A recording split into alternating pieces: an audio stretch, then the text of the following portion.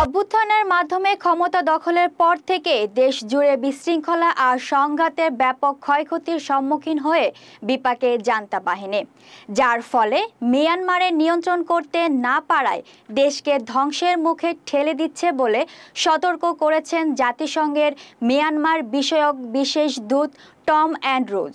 বিস্তারিত দেখুন ডেস্ক রিপোর্টে।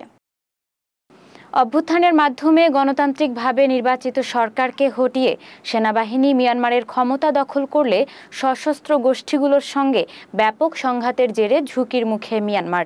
এ প্রসঙ্গে বৃহস্পতিবার জাতিসংঘের নিরাপত্তা পরিষদের বৈঠকে মিয়ানমারের হালনাগাদ পরিস্থিতি তুলে ধরতে গিয়ে জাতিসংঘের মিয়ানমার বিষয়ক এই কর্মকর্তা বলেন, মিয়ানমারের জান্তা এখন ব্যাপক চাপে রয়েছে। তারা জনবল, সামরিক সরঞ্জাম, এমনকি ভূখণ্ডের উপর নিয়ন্ত্রণও হারাচ্ছে, কিন্তু তারপরও হচ্ছে না। ক্ষমতা থেকে সরে যাওয়া তো দূর, বিদ্রোহী গোষ্ঠীগুলোর সঙ্গে আপোষ রফাতেও যাচ্ছে না।